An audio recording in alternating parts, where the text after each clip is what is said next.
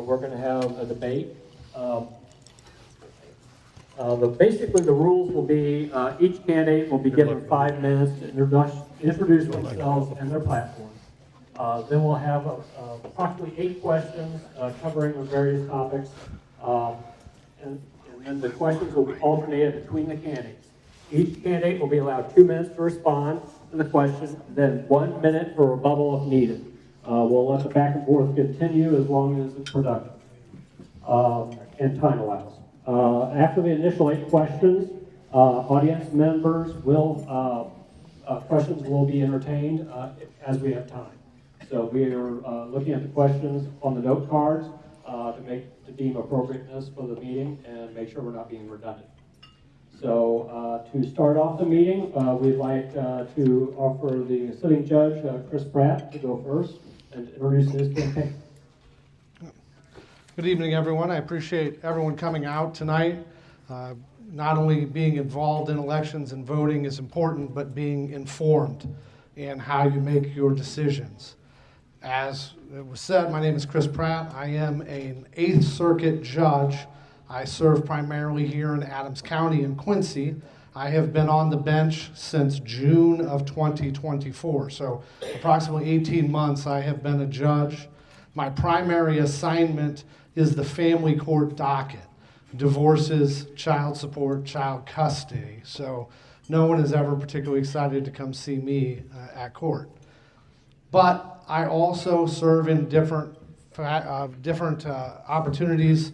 I have presided over jury trials in multiple other counties in the circuit because I am not just an Adams County judge, I am an at-large judge for the Eighth Circuit, meaning that I serve all 8 counties: Adams, Brown, Cass, Calhoun, Pike, Schuyler, Mason, Menard. All of the counties are my responsibility as one of the at-large judges. Before I was appointed to the bench by the Supreme Court, I was a public defender for 8 years here in Adams County. And before that, I was in private practice for 7 years, where I practiced in a variety of areas. And I have a variety of experience across the civil court realm that I brought to the bench with me.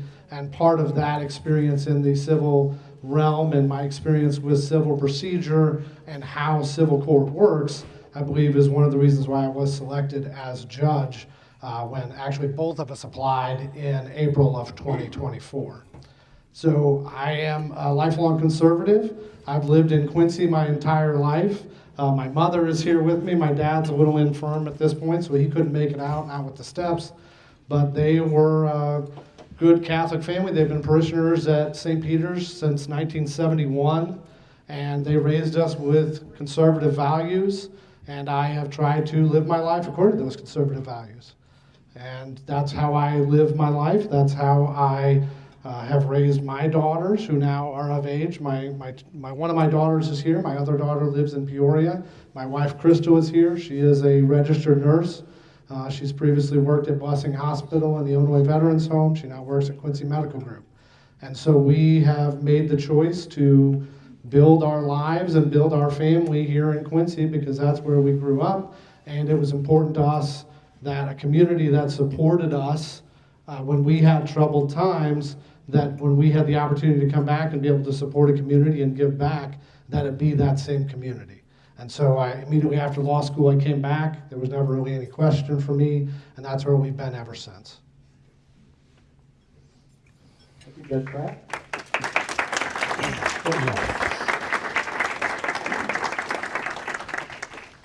Thank you, John. Good evening, everyone. To those of you whom I've not had the privilege of meeting, my name again is Tim Bass. I'm an assistant state's attorney here in the Adams County State's Attorney's Office, and I'm a candidate in the Republican primary for 8th Circuit Judge next March 17th. The 3 words best to describe who I am and what I have spent my life career pursuing are experienced, fair, and conservative. I believe that a judicial position, especially a judicial position, should be earned, not appointed, by a single judge or by a committee, but earned. Earned through experience, earned through a record of fairness, and earned through having the conservative values of the people that we're asking to vote for us. Now, experience begins with where you're from. I'm from Schuyler County, Illinois, just a few miles to the east of here. That's where I went to school. It's where I played football. It's where my sisters and brother went to school. My father was a United Methodist minister. My mother was a school teacher. He served churches in Schuyler County and also in Hancock County and Bowen. My family is also from Brown County. My family consists of operators of a nursing home in Rushville, operators of an implement dealership in Brown County.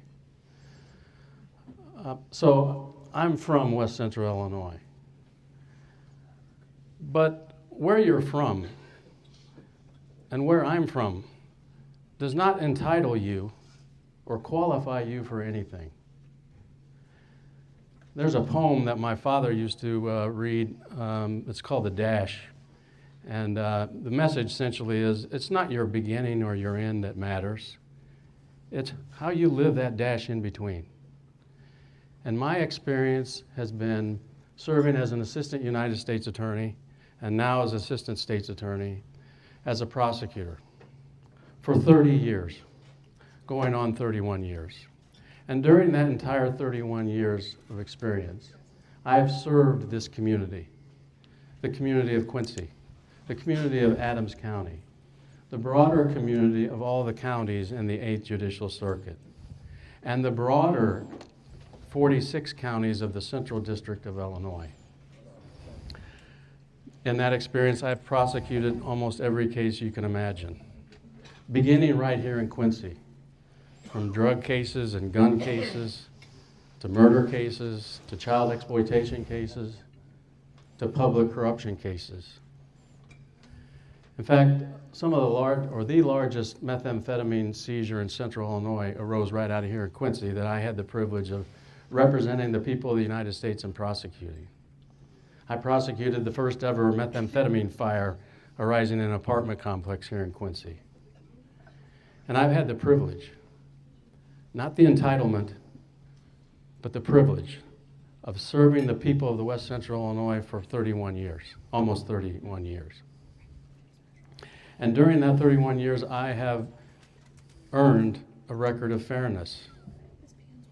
When I was in law school, back in the early 90s, I knew right then that I wanted to commit my career to public service and to be a prosecutor. And the person that I looked up to, whom I'd never met, was Vincent Bugliosi. He was the prosecutor in the Charles Manson case. And he had a record of 100 wins, 100 convictions, and 0 acquittals. And I thought then, somewhat naively, I want to be like that guy. But I quickly learned when I joined the Department of Justice that a prosecutor's job is not to win. It's to do justice. And unlike criminal defense attorneys or private practice attorneys, whom I have a lot of respect for, many of whom are my closest friends, some of whom are right here in Quincy, a prosecutor's job is to do justice. That's the same obligation of a judge. And I learned that lesson during the course of my career in prosecuting over 100 jury trials.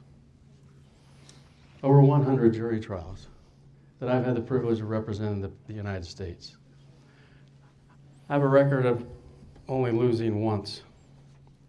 That was a case where a young man who had just gotten out of prison reunited with his daughters who had been in and out of foster homes and had been sexually and physically abused. And the man decided to give his young daughter, who was 12 years old, about 9.5 ounces of crack cocaine to put in her backpack and take to middle school. When the principal found that at the school, she had the young daughter call her father to come get her. And the school secretary heard the conversation of the young girl say to her father, "They found it." And when the father arrived to pick up his daughter, he arrived to see the principal walking with his daughter with the empty backpack, and he turned around and he fled. I thought that was a pretty good, overwhelming case. But I had to make the decision during that trial, do I call one or both of the daughters as witnesses? And I quickly decided that justice would not be served by doing that. I was not going to be part of subjecting those girls to any further abuse. And the jury acquitted the defendant. To me, then and today, justice was served. Finally, I've been a lifelong conservative, pro-individual rights, pro-Second Amendment, pro-family, pro-constitutionalist. That's how I've lived my life. And I believe that we candidates ought to reflect the values of the conservative voters that choose us, and not to pretend to be someone we're not. So if you believe in experience, if you believe in fairness, and if you believe in conservative values, then I respectfully ask for your vote. Thank you all very much. Thank you, Tim. Do you want to say anything further? Sure. He went about a minute over. I'll respond to some of those things. So, I've heard Mr. Bass's speech about earning this position and not having it appointed, not given. I've heard it about 24 times. I'm sure he's said it more times than that. And I think it's a little insulting. And it's a little insulting not just to me with the implication that I didn't earn my position. It's insulting to everyone that participated in that process. And it's a rigorous process.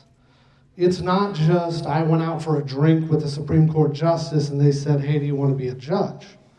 When there's a vacancy on a court, the Supreme Court announces it and any qualified candidate can apply. In this case, 8 candidates applied, including Mr. Bass. 8 candidates applied. After we all applied, after the deadline for the application, which the application is about 20 pages long, your entire legal history.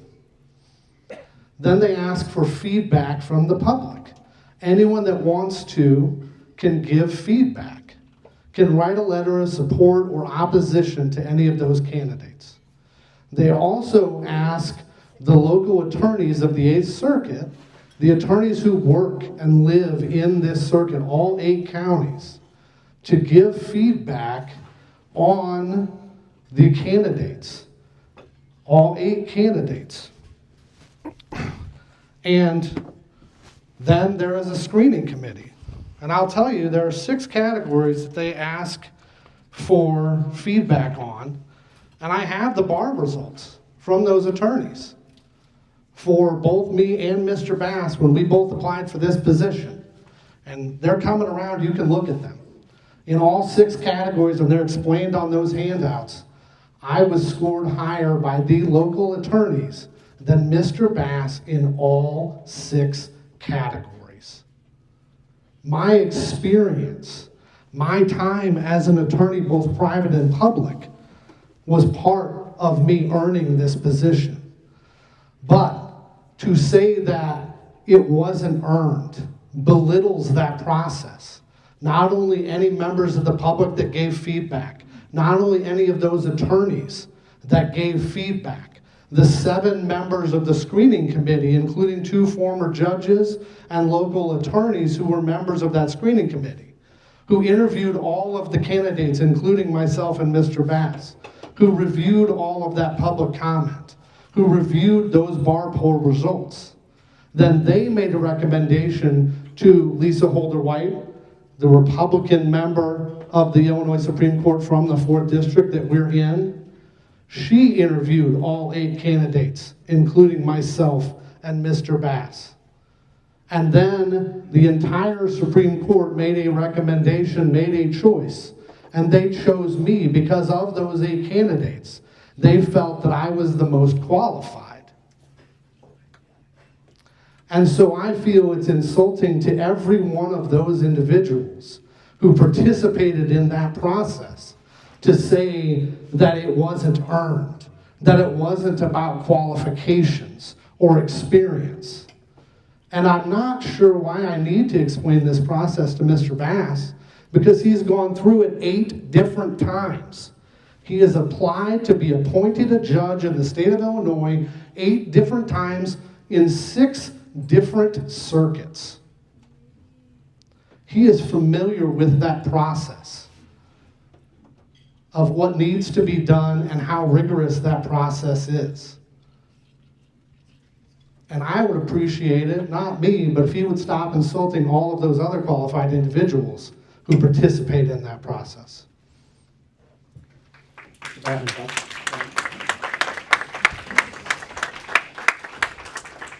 I thought this debate was going to be about who's the best qualified candidate for selection by the people, and not a debate about an appointment process. But since Mr. Pratt has brought it up, 5 years ago, that was the same situation. And when I talk about earning it, I'm talking about earning the trust and respect and the vote of the people, all of you. Should you just accept an illegitimate poll of the Trial Lawyers Association and just call it a day and cast your ballot? Should you just call it a day just because a screening committee that was chaired by a Democrat judge from Brown County recommended Mr. Pratt? It's not true that he was the most exceptionally well qualified of the 7 of us, including Mr. Grosball, who's also a candidate for circuit judge. It's just not true. We both were rated as exceptionally well qualified. The Republican Party in Illinois, in Adams County, which at that time was chaired by Dave Bockhold, conveyed to Justice Holder White that I had the support of the Republican Party. And should you just accept the vote of a Democrat-controlled Supreme Court and call it a day? It's interesting that Mr. Pratt brings up this bar poll that he wants to hand out, because nowhere on that bar poll did they ask the trial lawyers, most of whom in Illinois are not even a member of that organization. It can be easily manipulated by calling your friends, which I did not. But the categories are meets legal requirements, and you'll see there that we both were rated highly. But the interesting omission from that bar poll was, what is this person's reputation for seeking justice? What was on that bar poll was this irrelevant question about a person's health. How would you rate the health of the 7 candidates? And Mr. Pratt, as he said, was the highest rated on health. I'll leave it for you all to decide. Is that accurate? Is that legitimate? Is that a legitimate way in which the people decide who their judges should be? When I say earned, I mean that Article 6 of the Illinois Constitution says that the circuit judges shall be elected by the people. 5 years ago, the people of Adams County, the people of the other 7 counties of the circuit selected Tad Brenner over Drew Irwin, who is a friend of mine, who I'm proud to say is supporting me, and who I believe was a fine judge and will be a fine judge in the future. But the people of Adams County chose for themselves, and the people of the rest of the counties chose for themselves who they trusted and respected to be their next circuit judge. So I hope that we'll have a conversation about that and not about an appointment process. Okay, we're going to move on to some issues. And I think since this is both of your all's opening, we'll start with conservative values. Most voters in the 8th Judicial District consider traditional conservative principles such as strict construction of statutes and the Constitution, strong support for Second Amendment rights, skepticism of a stance of government regulation, protection of religious liberty, and a belief that judges should restrain themselves rather than make policy for the bench to be important qualities in a circuit judge. Looking at your legal career to date, whether it be in private practice, as a prosecutor, public defender, or on the bench, can you point to specific cases, rulings, or professional decisions that you have made that you believe reflect those kinds of the conservative, judicial, or legal principles? I'll give this one to Tim first, since Mr. Pratt opened. Well, my answer to that would be, pardon? Judge Pratt. Yeah. Sorry, Judge Pratt. I'm fine with Tim. Outside the courtroom, I'm fine with Tim. And outside the courtroom, if I'm elected judge, I'm fine with Tim. My conservative values are how I've lived my life and how I've practiced my career. Conservative values to me mean pro-individual rights, pro-family, pro-constitutionalist. And by that I mean, as John just mentioned, having judges who do not legislate from the bench but simply apply the law fairly and impartially. When I was in law school, I had the privilege of meeting Justice Scalia during our moot court competition. And I told Justice Scalia that when I finished my federal appellate clerkship on the Eighth Circuit in St. Louis that I was going to be applying for the honor of serving as his clerk. I wasn't selected a year later by Justice Scalia, but that didn't change the fact that he was my hero in terms of what it means to be a strict constructionist. Conservative values to me also means law and order, upholding everyone's constitutional rights, the legitimacy of which our justice system depends on, but also enforcing the rule of law that people are accountable for their choices and that they should be fully accountable for those choices when they choose to do harm and commit crimes. And I've spent my entire career pursuing justice and the rule of law. I'm a firm believer in the Second Amendment. It's not just saying those words. For the first time in this campaign, I've heard Mr. Pratt say that he's a conservative. Has he practiced that conservatism? He's only voted in a Republican primary twice in the last 25 years. Has he supported Republican conservative principles? Has he supported the Tea Party or been acquainted with the Tea Party or the Republican Party in Adams County or any of the other counties? I said in my opening announcement that I was going to work hard every single day. And my wife will tell you that I've done just that, to her detriment, to earn the trust and respect of the people whose conservative values I share. And in all 8 counties that I've been to, not one has heard of Chris Pratt prior to this campaign. So when we say we are conservative, question us about that. Question our record. Don't accept what we say as face value. I'm a conservative. I'm a lifelong conservative. I've lived my life that way, and I'm not here pretending to be someone I'm not.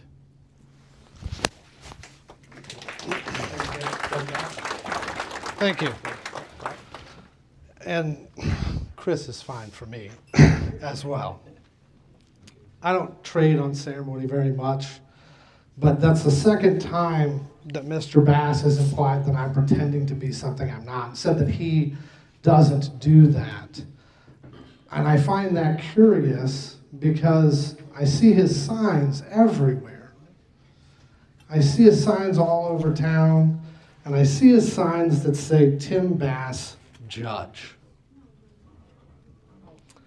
And that, as presented, is actually a violation of the election and campaign rules. Now, I'm not going to go and make a complaint, but for him to have signs that say Tim Bass Judge and not for Judge, because that's all it takes is the word for. And I know that he knows that because his Facebook page says Tim Bass for Judge.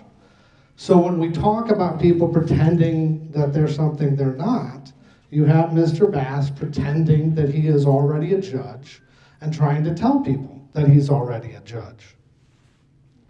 Now, as far as the actual question about conservative values, for the last 18 months I've been on the bench, and my job is to not politicize my position.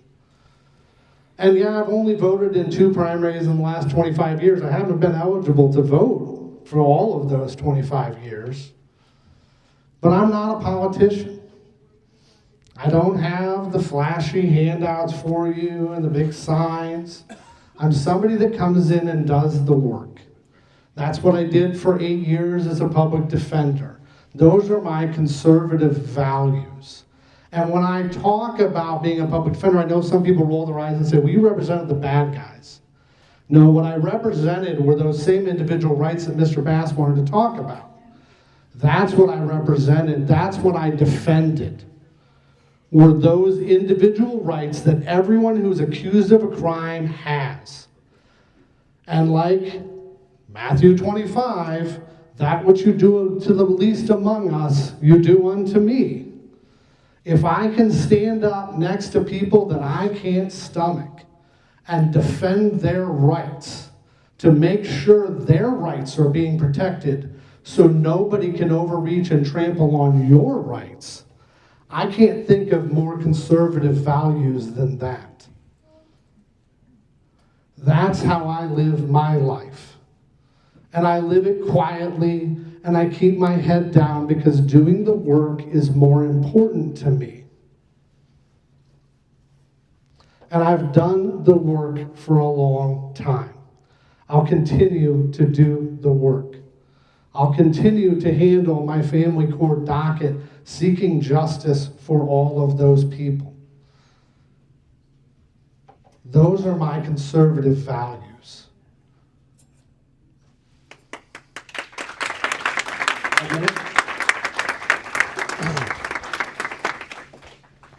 So now we know Mr. Pratt's definition of conservative values is to represent criminal defendants. And as I say, I have respect for that. I applaud him for his service as a criminal defense attorney.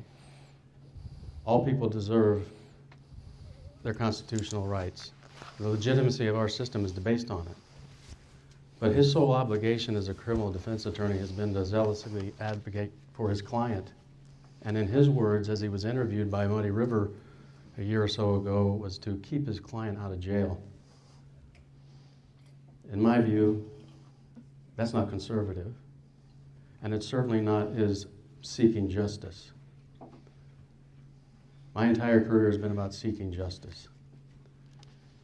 And conservatism to me is beyond just representing criminal defendants. It's, do you have the values of the people that we were asking to vote for you?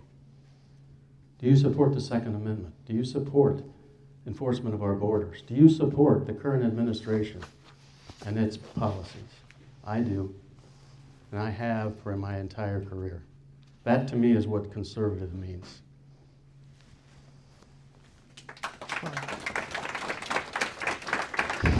Just want to respond to a couple things quickly. I never, and you can ask, there's several people from the public defender's office, I never represented that my job as a public defender was keep my clients out of jail. Mr. Bass wants to talk about how his job as a prosecutor wasn't to win, and it's not about wins and losses, it's about justice, and then trot out his trial record and all the wins he has. You don't go to win if you're a public defender. 99% of my clients went to jail. They got convicted. My job was never to keep them out of jail. My job was to defend their rights, listen to them, and make sure they got a fair shake. And I had clients shake my hand and thank me on the way out of the courtroom before they got on a bus to go to the Department of Corrections for decades. Because I did my job and I fought for them and their rights.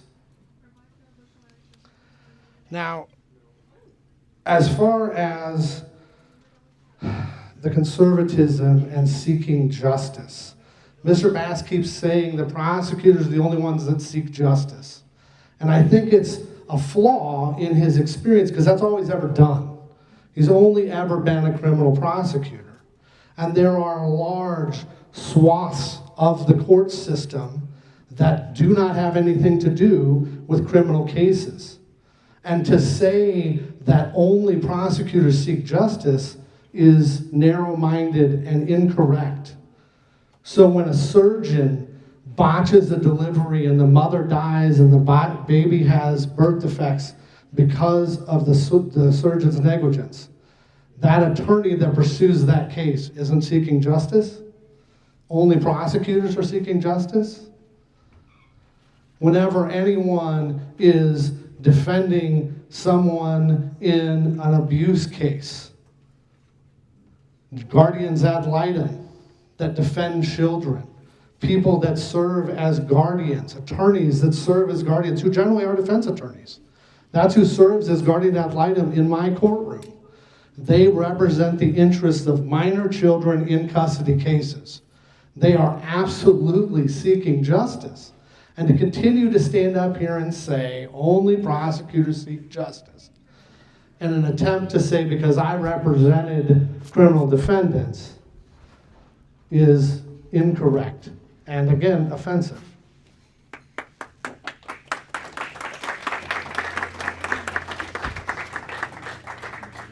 Well, as I said, ladies and gentlemen, don't accept either of our words at face value. Look at our record. Go back and watch Mr. Pratt's interview. He's been interviewed three times, at least twice by Muddy River. He was interviewed about what his thoughts were on the Safety Act, and well, I'm sure we'll get into that in a moment. He was interviewed about what his thoughts were when he decided to throw his hat in the ring in Hancock County. And most recently, his words are in his campaign cards and in his speeches to people. And nowhere in those statements or in his campaign, and for the first time tonight, has he ever uttered the words conservative. Nowhere in his statements, when he was asked what kind of prosecutor he would be if he were elected in Hancock County, did he use the word justice. So don't accept what we say at face value. Don't accept what I say as face value. Go back and look at our records and see which one of us is truly conservative. Which one of us has sought justice? As I mentioned, I've had the privilege of trying cases on behalf of the people over 100 times. Mr. Pratt has had only seven trials. So when we talk about experience, in my view, ladies and gentlemen, and there's no comparison between experience, and there's no comparison in terms of fairness, and there's no comparison in terms of who has the conservative value, who has your conservative values. This is a Republican primary. This is a conservative county. This is a conservative West Central Illinois. Who do you believe best represents your values in selecting your next circuit judge?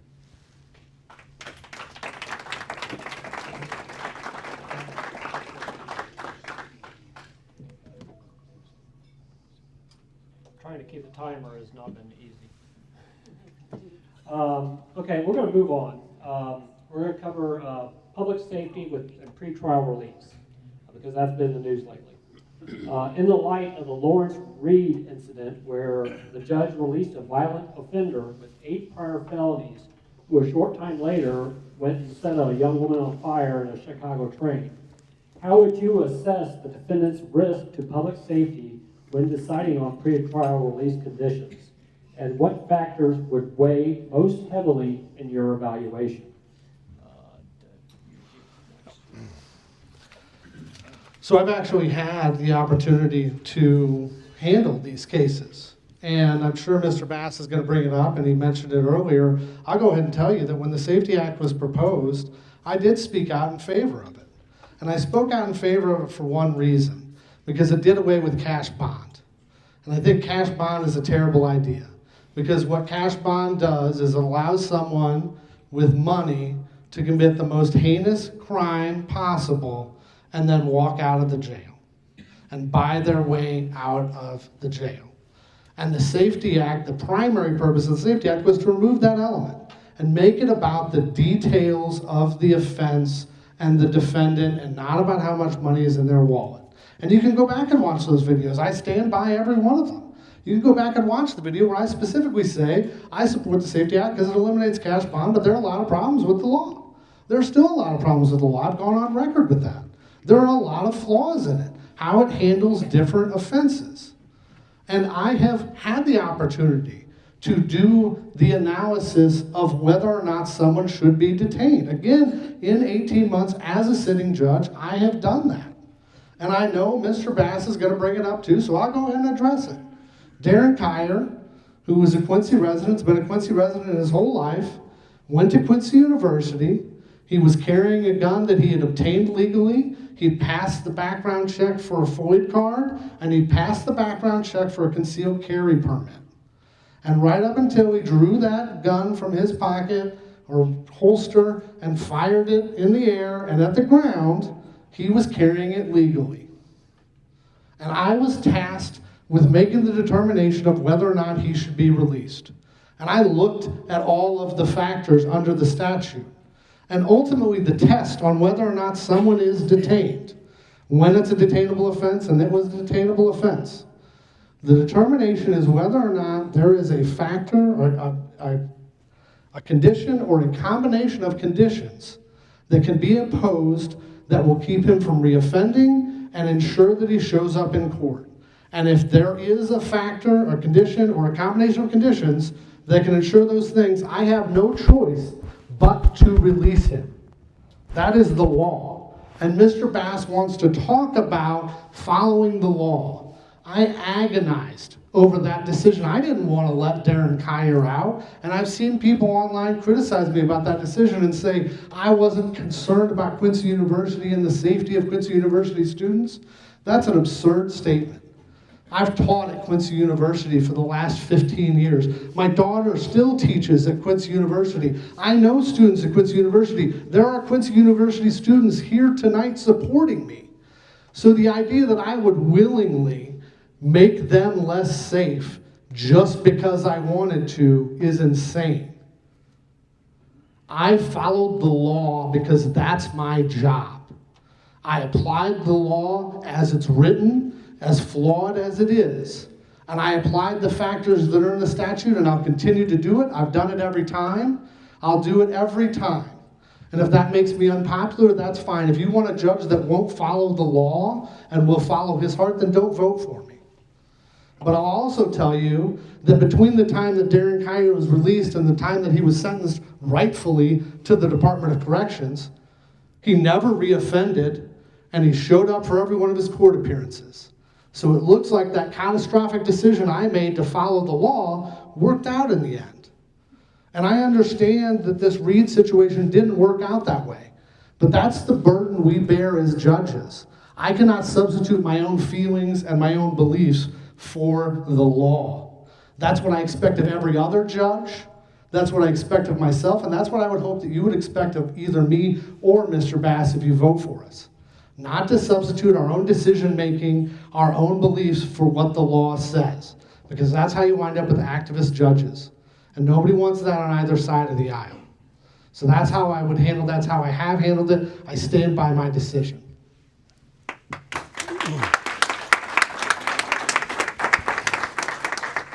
I want to go back and say something. I'm not going to respond to that accusation that Mr. Pratt made earlier about violating the campaign finance law.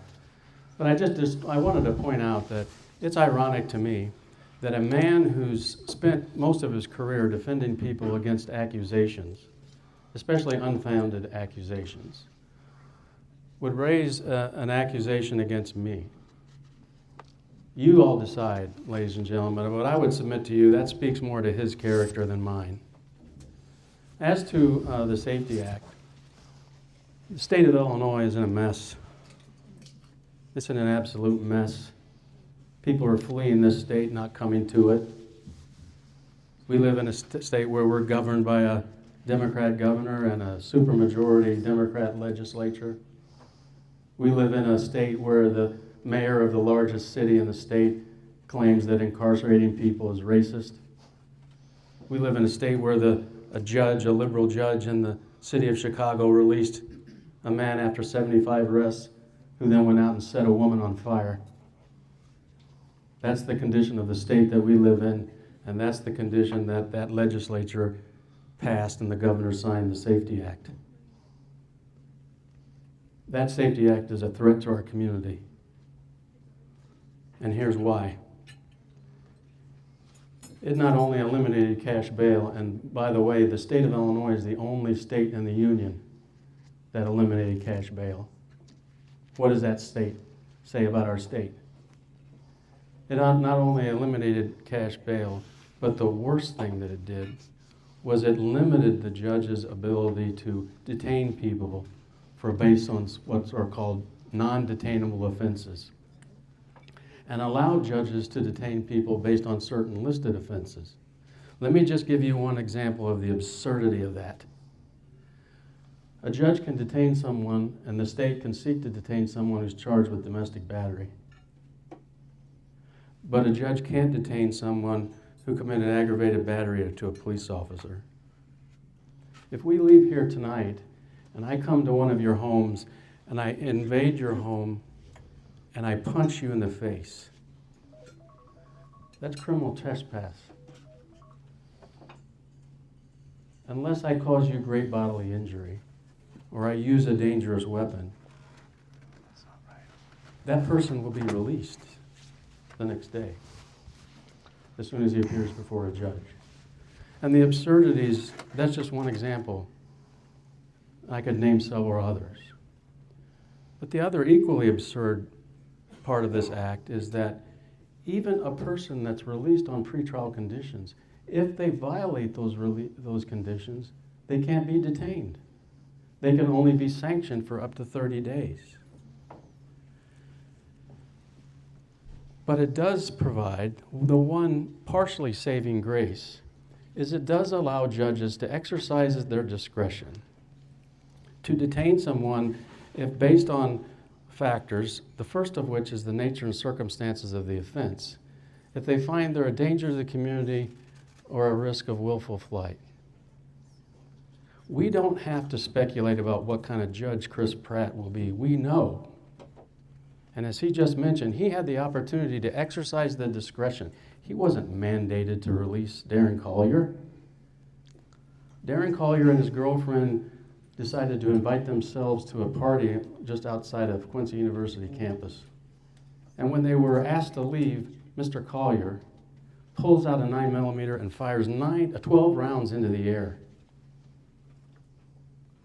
When you hear Mr. Pratt defend his decision, he sounds more like a defense attorney than a fair and impartial judge concerned about public safety. Mr. Collier not only, he did have a legal right to possess that firearm. He forfeited that right when he committed a crime. He had a criminal history. He had a violation of order of protection conviction. He had a criminal damage to property conviction. He had a conviction for unlawful use of a knife. That's another factor that a judge is required to consider, the nature and the history and characteristics of the defendant. Not only did Mr. Collier fire 12 rounds in the air in this community, on the edge of Quincy University campus, he and his girlfriend who were with him then fled to Missouri, got in an accident over there. He was intoxicated, and when the police came to give him medical treatment and arrest him, he tried to disarm the police officer who was armed with a taser. That's the Darren Collier that appeared before Chris Pratt. His co-defendant, the less culpable defendant, the girlfriend, appeared before Judge McCartney. Judge McCartney exercised his discretion. He wasn't mandated to release the less culpable defendant, and Judge McCartney without hesitation, detained that defendant. Mr. Pratt released Mr. Collier. Several months later, Mr. Collier was sentenced. He was sentenced by Judge Holly Hens, Mr. Pratt's closest associate. Even she deviated from their friendship and sentenced Mr. Collier to 7 years in prison. That's what she thought about his danger to the community. And it's not just the Collier case. He's had repeated cases before him where he could exercise his discretion to detain the person, a person charged with possession of child pornography, who had been online chatting with minors about sexual activity. The people, the state, sought that person's detention. Mr. Pratt released him.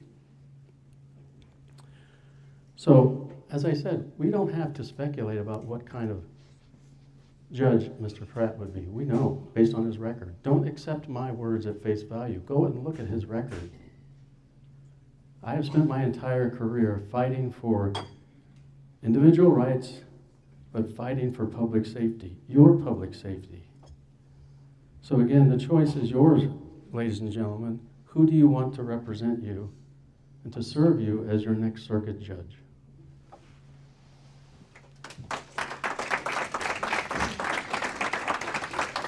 I just want to clarify a couple of things. If I come to your house and force my way in and punch you in the face, as Mr. Bass said, if I invade your house and punch you in the face, it's not criminal trespass. It's called home invasion. It's a Class X felony, and you are absolutely getting detained. So I know he's a prosecutor. He should probably brush up on that part of the law. But I also want to talk about the Kyer case and his co-defendant, because I'm aware of all the things that Mr. Bass just said, but again, he talks about, is he a risk of willful flight? Is he a danger to the community? Those are factors, but again, that ultimate test is there a condition or a combination of conditions that I can impose that will keep him from reoffending and allow him to come to court, that will ensure he comes to court? And if there are, I must release him.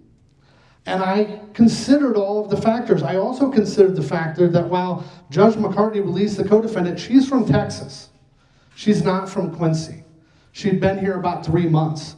She had prior felony convictions, including a federal felony conviction. So there were other factors that Judge McCartney considered. She had no connection to this community. She had federal felony convictions. Mr. Kyer did have criminal history. He had never had a felony conviction, and his most serious offenses had been nearly a decade ago. He also has lived in Quincy his entire life. He had full-time employment, and he actually, as a single man, had custody of at least one of his minor children. And again, right up until he fired those shots, he had that gun, he had obtained it legally, he had carried it legally.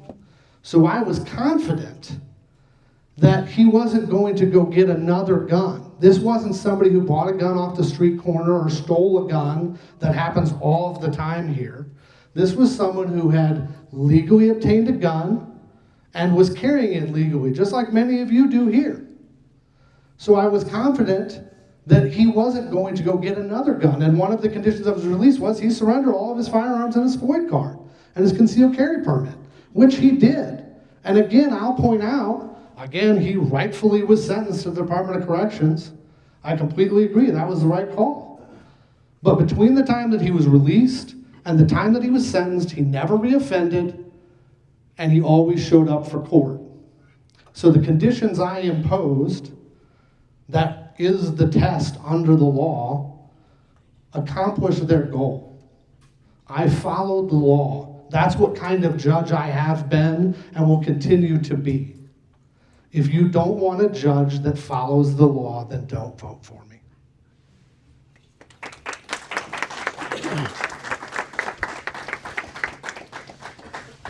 Well, I hate to get in the weeds too much, but since Mr. Pratt keeps bringing it up and attacking me, look for yourself under the Safety Act what offenses are detainable. Unless you cause great bodily harm or you bring a dangerous weapon when you enter someone's home, the fact that you unlawfully enter the home and you batter someone, it's not a detainable offense. That's just the fact. But again, look at our record. I have fought my entire career for public safety. I appear every day in detention court. I appeared almost every day in federal court on detention questions. And the issues there in federal court were, is the person a danger to the community or risk of flight? I spend every day in detention court here in Adams County. And Judge Jones, the associate judge, is the detention court judge.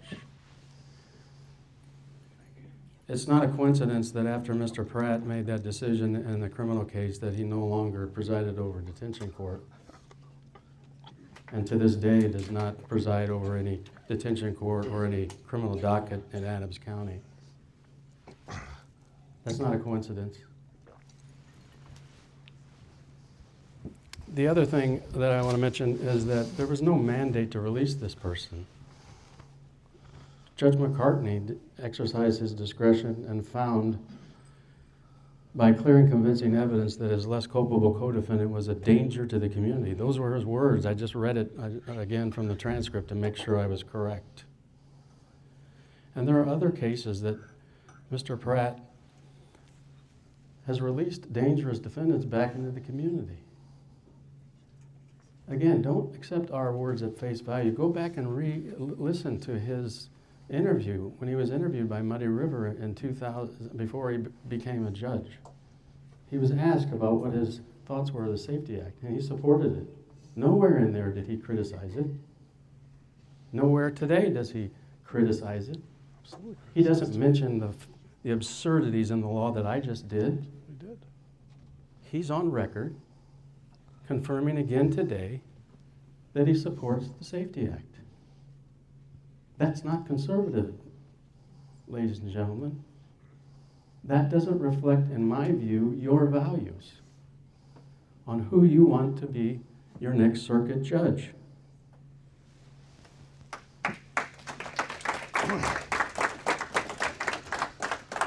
Just want to address a couple of things. First, the assignment of judges, and I have done detention court since I released Mr. Kyer. I've done it multiple times since then. But the assignment of the judges is made by the chief judge. And I don't know that Mr. Bass is privy to the information that goes on in those judges' meetings. I've never seen him there.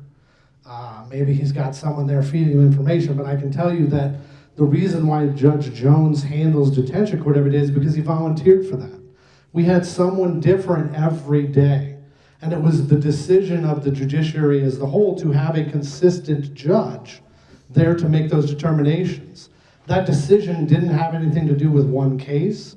It didn't have anything to do with me, and I am certainly not banned from handling detention court. I was actually scheduled to handle detention court this week and next week when Judge Jones was going to be in jury trial. I could bring my calendar in and show you. I could show you the emails from the chief judge so that I was scheduled to cover detention court. I haven't been banned by detention court. I wasn't censured by the chief judge or anyone for my decision to release Darren Kyer because I followed the law. I did what I was supposed to do. So the suggestion that I don't do that or I don't cover criminal court because of those things is false.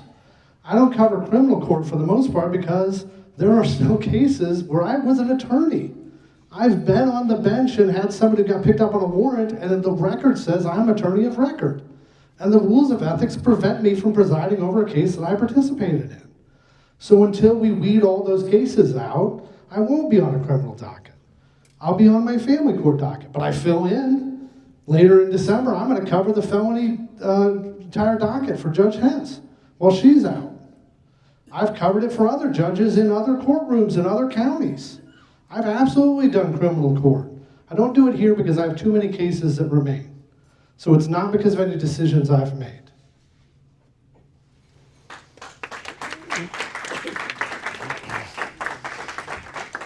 Again, ladies and gentlemen, look at the record. Judge Jones wasn't assigned to the detention court until the first of this year. Mr. Pratt no longer handled detention court shortly after the Collier case. And he's not been assigned to the criminal docket, formally assigned to the criminal docket in Adams County since. I handle new cases every day in detention court. Yeah, there may be some conflicts in there that he could not preside over of former clients, but that's not the majority of the cases that I see every day that we are charging. And again, he's not been assigned to the criminal docket in Adams County this entire year. That's not a coincidence. It's not a coincidence that his entire docket, for the most part, unless he's covering for another judge, is family court. It's not a coincidence that Judge Grosball, who is from Menard County, who drives here 3 days a week and presides over some criminal cases, it's not a coincidence that Mr. Pratt is the only judge from Adams County that is presiding over no criminal cases in Adams County. And other judges from other counties, Judge McCartney and others, come to Adams County to handle the criminal docket. That's not a coincidence. So be that as it may, as I said, the choice for the people is, who do you believe is the most experienced? Who do you believe is the most fair? Who do you believe reflects your conservative values? That's the question, the ultimate question for the people of this entire Eighth Circuit.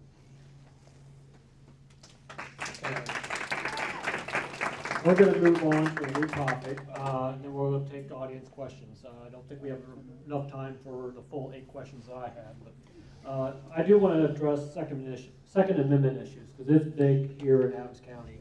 The Illinois Protect Illinois Communities Act bans so-called assault weapons in high-capacity magazines, because federal courts have issued mixed rulings on the constitutionality under the Second Amendment. How would you rule on a challenge to this law in your courtroom? And what historical precedents would guide your decision? John, you can't ask that question. Can't ask that question? That's I should- a violation. You can't, a case that they could rule in or what they. Okay, well then, if this were to come before you, what precedents? We cannot, any Okay. pending case or potential case, the judicial ethics prevent us from making any comment. Okay, I tried to avoid those. No, I You understand. can, It's you, fine. Didn't happen. John, you can ask, what's our view of the Second Amendment? What principles and precedents would we apply and consider in deciding cases? But what you cannot ask is, how would we rule? But Okay. those other questions are entirely legitimate. Okay. Then let's just move on to audience questions. And these have been vetted by a judge. To both candidates, there is discussion over rehabilitation of criminals and punishment of criminals. What are your views? Who did the last one? I think I went first. As to the question about the Second Amendment, there's a reason why it's the Second Amendment after the most important one, the First. And I fully support it. That's not on the floor.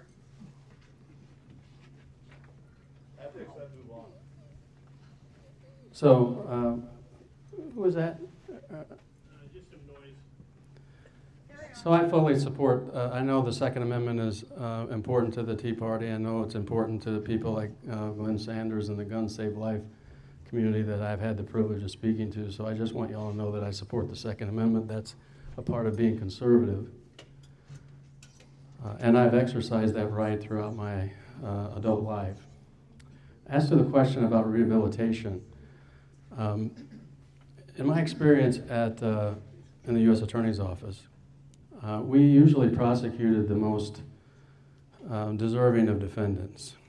The sentencing factors that we considered in charging a case and the judge considered in imposing sentence were always the nature and circumstances of the offense, to provide just punishment for the offense, to deter others from committing the offense, and to impose appropriate punishment, retribution. But another factor was also to provide an opportunity for rehabilitation. That opportunity is most acute in state court, where the majority of criminal cases occur. I firmly believe that incarceration and punishment are not the answer in every case. When I first started in the state's attorney's office, I had the privilege of representing the state in drug court and mental health court. for nonviolent offenders. And I believe when I did that, and I believe today that if you're a nonviolent drug offender and you truly have a problem and you want to get help and you want to correct your behavior, then imprisonment is not the answer for you. Rehabilitation and the ability of the state and the community to help you is the answer. So I'm a firm believer in rehabilitation for people who truly want to be rehabilitated and for people who truly have a problem. Most often it's an addiction. But for those people who commit violent crimes, for those people who harm the community, for those corrupt public officials that I've had the privilege of prosecuting, every one of them deserves appropriate punishment to the fullest extent of the law, and that's what I've spent my career pursuing.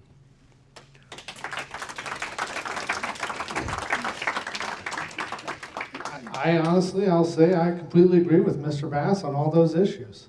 I support the Second Amendment. I know that question wasn't technically asked, but I support the Second Amendment too. Shall not be infringed. But I apply the law. When it comes up, I apply the law. I believe it shouldn't be infringed.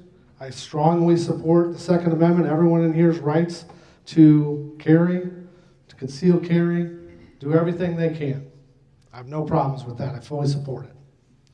As far as rehabilitation versus punishment, I absolutely agree. Violent offenders, those are the people that need to be off the streets immediately and away. People that hurt other people, absolutely. Get them off the streets. As far as people with issues, mental health issues, drug court, those people, I agree. We should give them an opportunity to be rehabilitated. I am gratified to see that we have more than just a hammer in our arsenal now. When someone is making the effort and trying and making the effort to improve and get better, then we should give them that opportunity.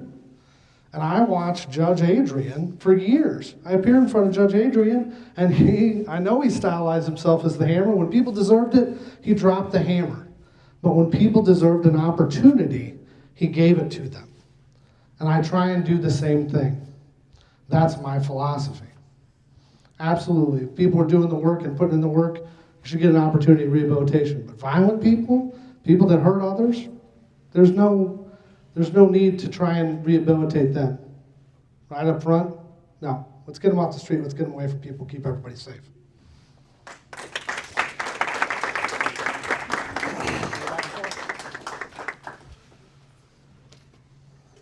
Well, he had the opportunity to do that on multiple occasions as a judge, and he chose to release them back into our community. So again, look at our record and not our words. He also had the opportunity when he was not running for circuit judge, but when he threw his hat in the ring in Hancock County to state what he believed and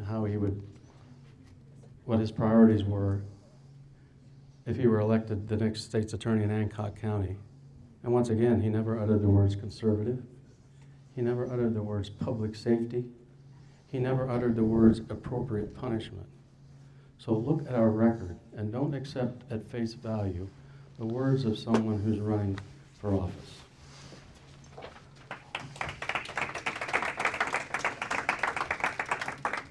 First of all, I was running for Hancock County State's Attorney for about a month and a half. I don't think I gave any interviews. I was approached by the Hancock County Republican Party to run. And I agreed to try and help them out. And then my office here dissolved around me. And so I made the decision, the difficult decision, to step back from that and still try and fix the public defender's office. And I became the chief public defender, again, because of the work I put in. And then because of the work I put in the public defender's office, the chief public defender's office, I was appointed judge. But to say that what I did during the month and a half where I was running in Hancock County is somehow an indication of what kind of person I am. And I guess I could come up here and wrap myself in the flag and say I'm a conservative and scream it from the mountaintops. But my job isn't supposed to be political. I'm supposed to follow the law. I feel like the R next to my name and identifying as a conservative, living my life as a conservative. And I'll go and tell, I've told everybody, I've told lots of people about this. My wife who's sitting here, I got her pregnant in high school. Okay? It made a huge speed bump in our lives. But we saved and we kept our daughter. There was never any question. She's here today. I've got a beautiful grandson. I had classmates at Quincy Notre Dame who didn't make that decision. So when you talk about conservative values, it's easy to stand up here and say, this is what I believe in. But when you talk about living conservative values and saying, my life is going to be difficult, and my daughter's life is going to be difficult, and my wife's life is going to be difficult, and we're going to be whispered about everywhere we go. And there are easy solutions to that I had classmates take. I have absolutely lived conservative values my entire life.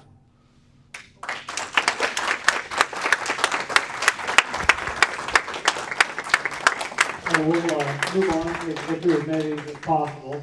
This is a question for both candidates. How many jury trials have you handled in your career? How many criminal and how many civil? So I will concede that Mr. Bass has more jury trial experience than I do at the federal level. At the state level, I'm pretty sure I have more experience than he does. And I'll tell you, I've done 7.5 jury trials at the state level. I did 1 at the federal level. And I will tell you that as a public defender, I don't get to control when I go to trial. I never did. Every public defender in this room will tell you the same thing. But when I was called to do it, I did it. And I did my job. When that bell rang, I fought for my clients as hard as I could. So I did 7.5 jury trials. Those were the jury trials I had the opportunity to do.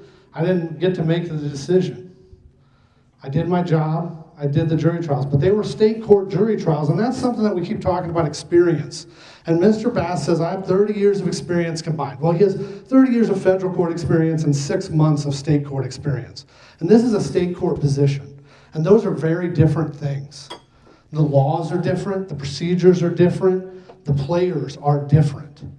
I liken it to, if I've got a leak and my basement is flooded, I could certainly hire an electrician with 30 years of experience in the federal courts.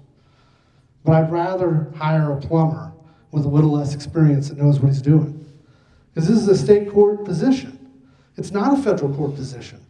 They're completely different laws, completely different procedures. And you can go back and look and see. No one has ever been appointed in the Eighth Circuit on any of those times. Any of those times, that the 8 times that Mr. Bass applied for state court positions. Again, he was a federal prosecutor, not a state prosecutor. Why is he applying for a state court position? Why does he apply for a federal judge position? He doesn't have experience in the job he's seeking. And more than that, what I will tell you is, if Mr. Bass is elected, because of the closeness with which Mr. Eiler has supported him and bringing him here and constantly supporting, which is fantastic. I appreciate that he has such an ardent supporter in Mr. Eiler. But I will tell you is if Mr. Bass wins, he is never going to preside over a criminal courtroom in Adams County. Because every single criminal defense attorney will file a substitution of judge petition on day 1. And after about the first 50, the chief judge is going to get tired of signing those, and they're going to reassign him. And in fact, what I'll tell you is they won't even put him on a criminal docket. What that means is Mr. Bass, who is a far more accomplished federal trial attorney than I am, and a far more accomplished federal prosecutor than I would ever have been, will be doing family court, something he has no experience in. He might be doing probate, something he has no experience in. He might be doing small claims, something he has no experience in. He wants to tell you he's conservative and he's going to be tough on crime and he's for strong borders. None of these things will matter for his job. What he will do is what I do, Every Thursday, I handle between 50 and 90 family court cases. There are people in this room who have seen me do it, and I move through them. I give everybody the attention that I feel they need. I try and answer questions, but I move through them. The other 4 days a week, the reason why I don't cover criminal dockets is because right now I'm scheduling hearings in family cases in February. Every single other day is hearings. Yesterday morning, I had a hearing where I had a pro se litigant who had filed 17 different motions, and I went through them one by one to resolve them. That's what Mr. Bass will be doing if he wins this election. He's not going to be a criminal court judge. As long as Todd Eiler is state's attorney here, and this is his first term, 4 years, he just got elected, Mr. Bass will never be a criminal court judge. And he's not going to get moved to one of the other counties because there are resident judges in those counties that handle the criminal dockets. So I'll concede he is far more accomplished trial attorney than I am. And he would probably do a great job as a federal criminal judge. But he's never going to get the opportunity to be a state criminal court judge here in Adams County.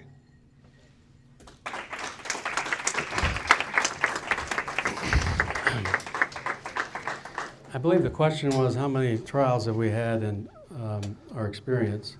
But I have first to say again, I find it ironic that Mr. Pratt seems almost obsessed with referring to Mr. Bass than talking about himself.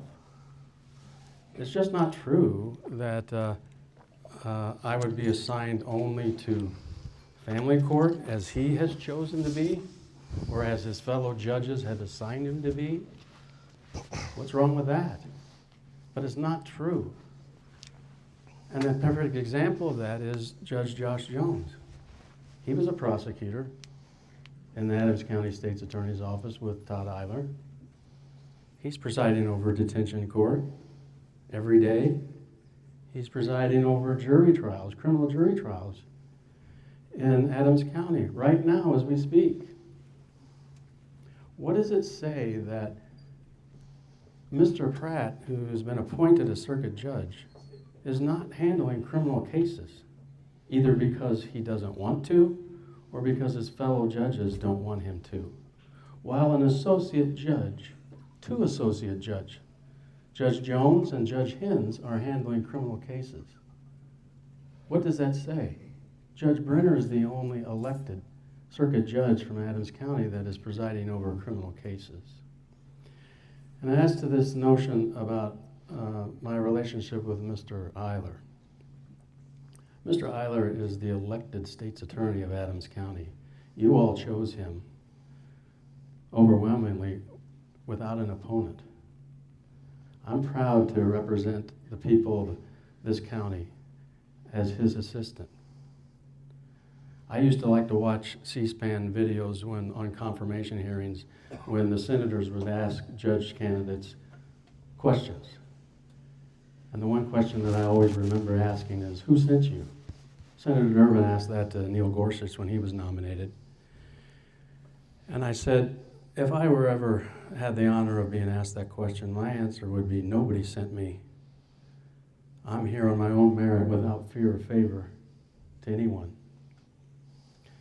Mr. Eiler and I share the same obligation, and that is to seek justice on behalf of the people while respecting the individual rights of criminal defendants. I've had the privilege of watching him through successes on jury trials and through acquittals. And not once has he ever celebrated a jury conviction or a sentence or been despondent or saddened by an acquittal. Disappointed, yes, but not saddened or despondent. So I'm proud to serve with him in our equal role of serving justice. Contrast that with Mr. Pratt. He emphasizes this judicial bar poll. And myself and him were polled with 5 other candidates, including a local attorney, Casey Schnock, who received the lowest bar poll ever that I'm aware of, She received a rating of 33%. And yet, I assume Mr. Pratt agrees with that poll because he's emphasized the accuracy of it as to himself. And yet, she is the only one that he has chosen to appear with in public at the Lincoln Day dinner just a few months ago. And more importantly, she is the one who is appearing before him on a regular basis in family court and has a personal financial interest in the outcome of those cases.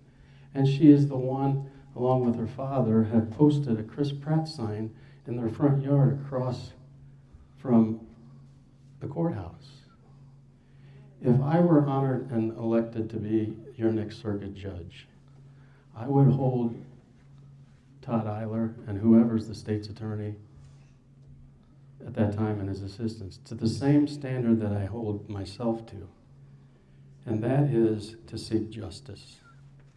And if he or anyone else, any attorney, defense attorney or prosecuting attorney, deviated from that, I would be the first one to bring the hammer down, because that's the same standard that I've held to myself for 30 years.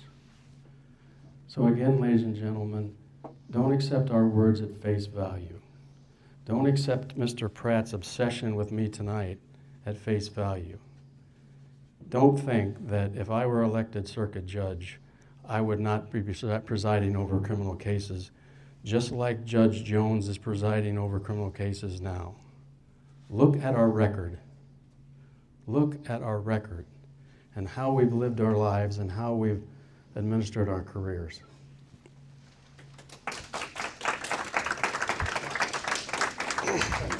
You're fine.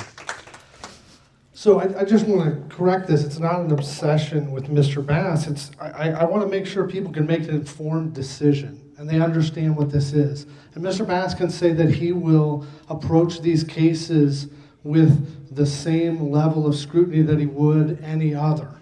And that's fantastic. That's how I handle cases with Ms. Schnock when she appears in front of me and her father, Andrew Schnock, when they appear in front of me. And I apply the law equally. And you can ask them, they have not had a good run in front of me for the last 6 months. You can ask them, they're not winning cases in front of me. But what I'm talking about, and again, maybe Mr. Bass isn't aware of it because he doesn't have any experience in the civil realm, but it also exists in the state criminal level too. It's not about the judge's decision. Now, I have an ethical obligation if I feel like I can't be fair in a case to recuse myself. But if I make the determination that I don't need to recuse myself, there are still what's called a substitution of judge. You can all go look it up. When we say don't take us at our words, do the research, look at the record, go look up substitution of judge. There are two types of substitution of judge. For cause, where you say, here is why I believe this judge won't be fair, and by right. And a substitution of judge by right, any attorney, any defense attorney, any defendant can just say, nope, I don't want Tim Bass as my judge, I want somebody else. And I will tell you, I've talked to enough defense attorneys in this town, and if you know defense attorneys, ask them. Are they going to let Tim Bass be a judge in a case that involves Todd Eiler's state's attorney's office? It's not me saying it, it's those defense attorneys. And I'll tell you again, it's not about my words, it's about informing you. And I'll invite all of you. Don't listen to my words. If you want to see who's more qualified, we work in the same building. Come down to the courthouse. They're public courtrooms. People in this room have been in my courtroom. Watch how I administer my courtroom on my docket days, in my hearings. The proof's in the pudding. Come watch me do my job. Come down and watch Mr. Bass do his job from 1:30 to 3 every day in detention court in courtroom 1A. Come watch him. Come watch me, come watch him. You make up your mind yourself. But I'm telling you that the substitution of judge is not going to be his determination. And he can speculate whatever he wants about what assignment I have. What I will tell you is, I've been at those judges' meetings. I know how the assignments get made. And the chief judge doesn't like signing substitution of judge orders. And after a few, he'll just remove him from the docket and he'll put him somewhere else. He'll put him on my family law docket. He'll put him on small claims. He won't leave him in a criminal courtroom. And if you don't believe me, go ask attorneys. Go ask the chief judge, Roger Thompson, out of Mason County. Ask him how many times he likes to sign substitution of judge orders. Ask him what he's going to do when he gets 50 or 100 of them if Mr. Bass is on a criminal docket. Ask the defense attorneys, ask the public defender, pretty much the entire public defender's office is here, plus another private firm. Ask them whether they're going to let Mr. Bass be a judge in any criminal case where Mr. Iowa State's attorney office is involved. Ask them. Don't believe me, ask them. I'm telling you right now, you can say, I believe him, he's more conservative than Chris Pratt is. He's going to be handling small claims cases and probate cases. And if you think his strong belief in strong borders is going to matter in those cases, it's not. He's more experienced than me in federal court. He's not more experienced than me when it comes to state court and the job that I've been doing for the last 18 months because I earned it with the respect of judges and attorneys around me for the work that I've put in, living and working conservative values. I'm not going to go out and do big political campaigns. I'm not going to have a giant sign on my truck. I'm just going to do my job and I'm going to talk to people. And I might knock on your door. I might come and talk, shake your hand at a parade. Because I'm not a flashy guy. I'm not a politician that's trying to sell you. Come watch me. The proof's in the pudding. Come watch me do my job. And then tell me I'm not a conservative and I'm not a good judge.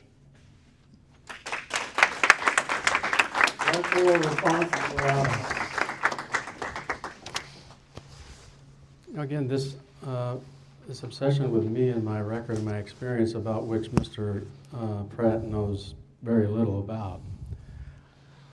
I served in the business field for 9 years before I went back to law school at night while raising 2 young daughters. I worked in commercial and agricultural lending, and I spent almost the entirety of my career during the agricultural crisis in civil bankruptcy court in Springfield. During my career as an assistant U.S. attorney, I spent time in civil court. After 9/11, I volunteered to leave my family, my wife, and go to Washington, D.C. and serve a 6-month detail fighting against the release of enemy combatants from Guantanamo Bay. So it's not true that I do not have civil experience.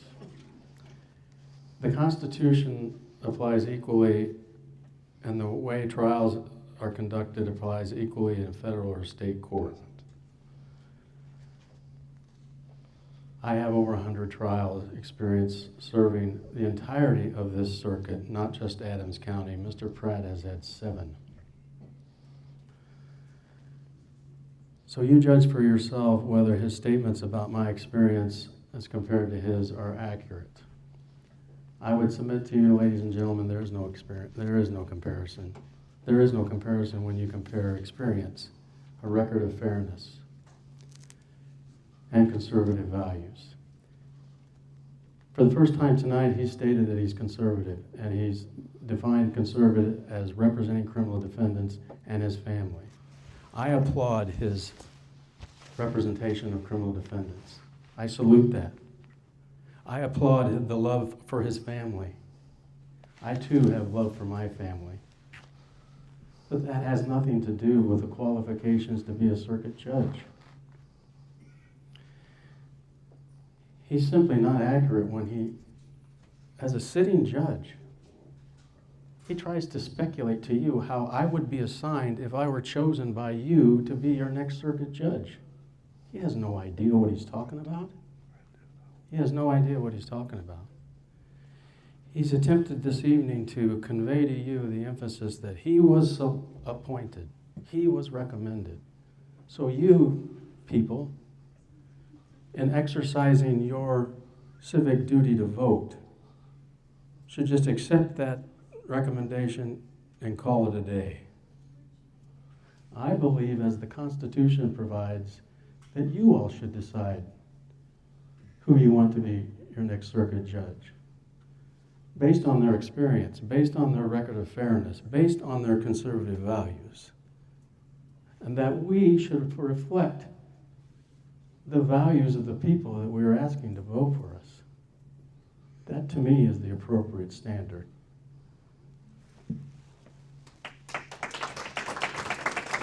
Okay, we're going to do our wrap up. Since Judge Pratt went first, we'll let Mr. Bass do his wrap up and then try to keep it brief because it's getting late.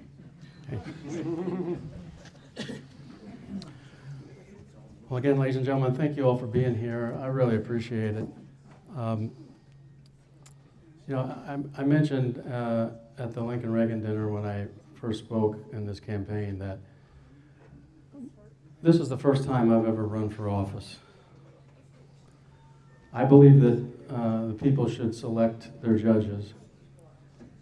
The unfortunate part about that is that they do so through a partisan process. But that's our process. Being conservative is not political. I submit to you that based on my 30 years of experience, my 30-year record of fairness, my conservative values, the trust and respect that I've earned of the people over the last 30 years best qualifies me to be your next circuit judge. And when I talk about a record of fairness and earning the trust and respect of the people, to me that begins with law enforcement. I've had the honor and privilege of serving with law enforcement throughout this circuit for 30 years, beginning with our sheriff and his first deputy. If I haven't earned their respect and trust, then I don't deserve your vote. But my record is clear. My biggest challenge in this election is not Mr. Pratt. How many times do you all, in your experience, when you walk into a voting booth, you look at the ballot and you don't have any idea who either candidate is? My hope tonight is that you walk away from here being fully informed about us two candidates. Because I submit to you the contrast between us could not be any clearer. And that you convey to your friends, family, and neighbors so that they can make an informed decision by the people who rightfully select their judges. Thank you all very much.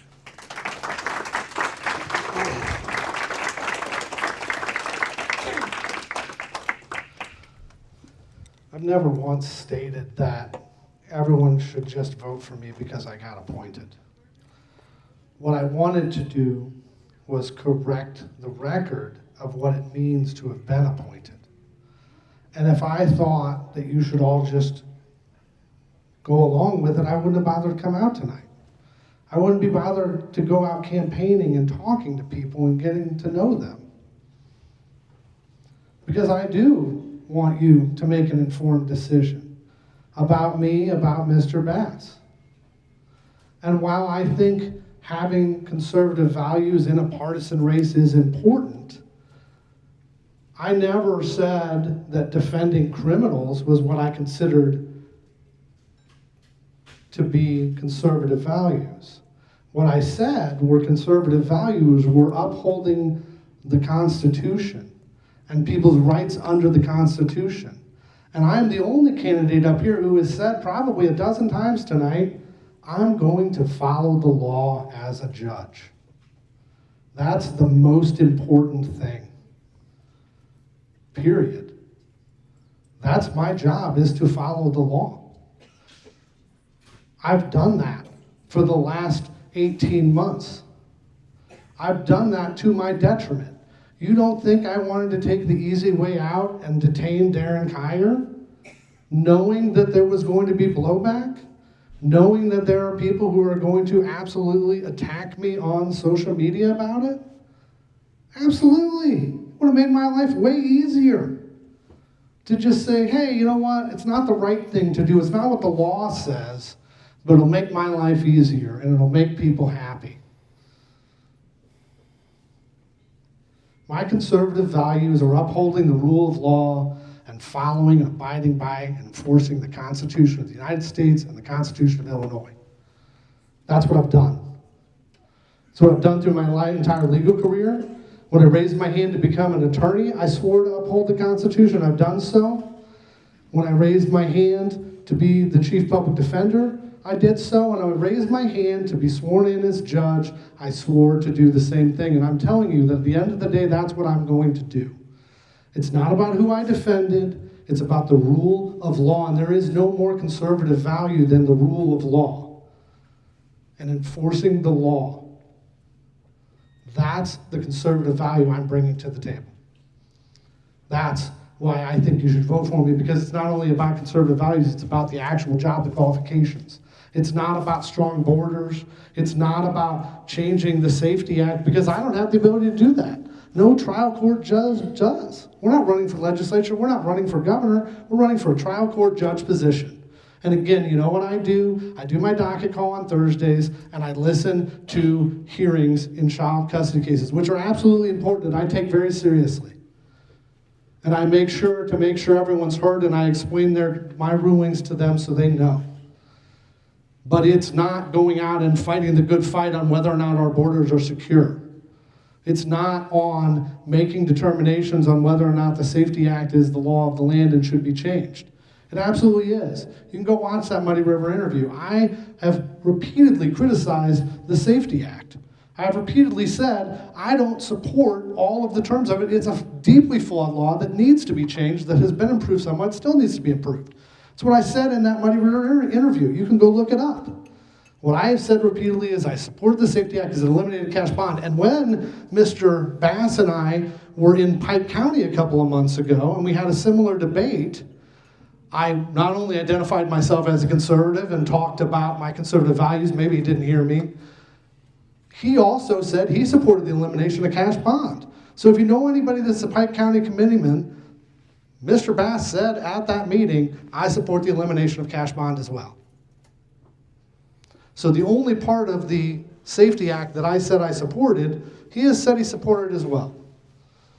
And I support the rule of law and applying the law as it's written, as I took an oath to do, as every other judge takes an oath to do. I can't think of anything more conservative than that. Thank you. Thank you both. Thank you everybody for coming out tonight. Muddy River News. Our home, our news.